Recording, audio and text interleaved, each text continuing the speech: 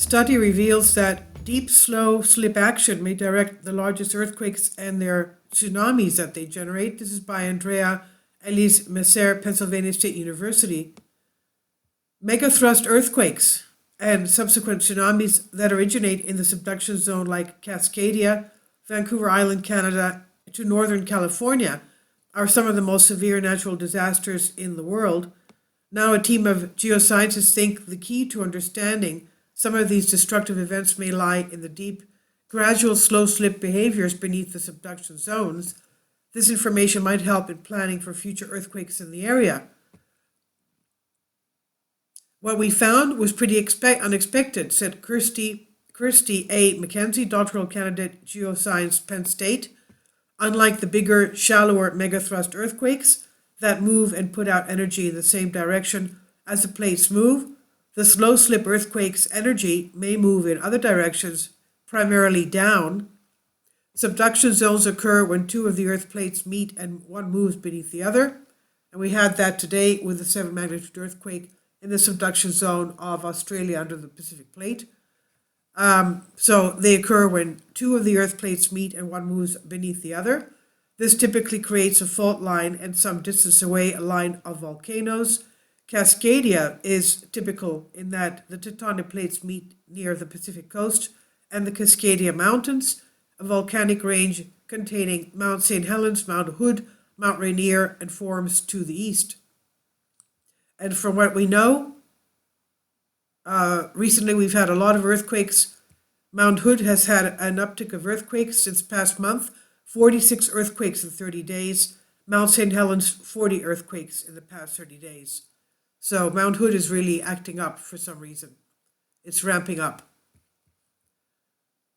So now, according to the researchers, the megathrust earthquake of magnitude 9 occurred in Cascadia in the year 1700, and there has not been a large earthquake there since that time. Rather, slow slip earthquakes, events that happen deeper and move very short distances at a very slow rate, happen continuously. Usually, when an earthquake occurs, we find that the motion is in the direction opposite to how the plates have moved, accumulating that slip deficit. This is what Kevin P. Furlong, professor of geoscience at Penn State, says. He says, for these slow slip earthquakes, the direction of movement is directly downward and in the direction of gravity instead of the plate motion directions. The researchers have found that areas in New Zealand, identified by other geologists, slow slip the same way as Cascadia does. But there are subduction zones that do not have these slow slip events, so we don't have direct measurements of how deeper the deeper part of the subduction plate is moving, said Furlong. He said in Sumatra, the shallower seismic zone, as expected, moves in the plate motion direction, but even though there are no slow slip events, the deeper plate movement still appears to be primarily controlled by gravity. Slow slip earthquakes occur at a deeper depth than the earthquakes that cause major damage and earth-shaking events, and the researchers have analyzed how this deep slip may affect the timing and behavior of the larger damaging megathrust earthquakes. Slow slip earthquakes rupture over several weeks, so they are not just one event, said McKenzie. It's like a swarm of events. According to the researchers in southern Cascadia, the overall plate motion is about an inch of movement every year, and in the northern Vancouver Island, about 1.5 inches a year.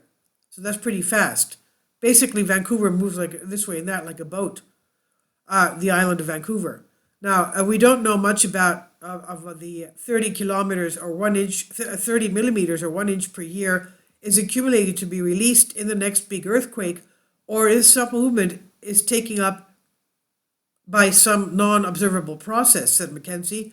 These slow slip events put out signals we can see. We can observe the slow slip events going east to west and not in the plate motion direction.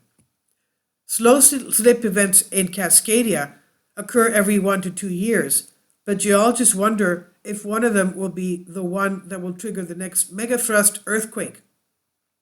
We're talking about a huge earthquake that's 8 or 9 magnitude that will last for minutes and create a tremendous amount of destruction. Now, the researchers measure surface movement using permanent high-resolution GPS stations on the surface to see the deformation and motion. The result is a stair-step pattern of loading and slipping during slow slip events. The events are visible on the surface even though geologists know that they're about 22 miles under the surface. You can see the evidence of them on the surface. They report the results in geochemistry, geophysics, and geosystems. The reasons we don't know all that much about slow slip earthquakes is they were only discovered about 20 years ago, said Furlong. It took 5 years to figure out what they were, and we needed precise enough GPS to actually measure the motion on the Earth's surface. Then we had to use modeling to convert the slip on the surface to the slip beneath the surface on the plate boundary itself, which is bigger. The researchers believe that understanding the effects of slow slip earthquakes in the region, that these deeper depths will allow them to understand what might trigger the next megathrust earthquake in the area. Engineers want to know how strong shaking in an earthquake will be, but they also want to know the direction the forces will be in. If the difference in direction of slow slip events indicates a potential change in behavior in a large event, that information would be helpful in planning. More fundamentally, we don't know what triggers a big earthquake in this situation, said Mackenzie. Every time we add a new data about the physics of the problem, it becomes an important component.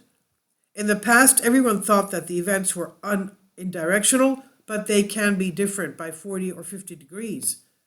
While the slow events in Cascadia are shedding light on potential megathrust earthquakes in the area and the tsunamis they can trigger, Furlong thinks that other subduction area zones may also have similar patterns.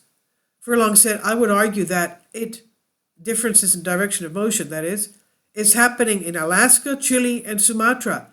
It is only in a few that we see the evidence of it, but it may be a universal process that has been missed.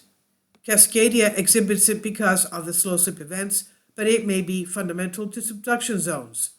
And this is provided by Pennsylvania State University on phys.org. Please leave your comments, and thank you for your support.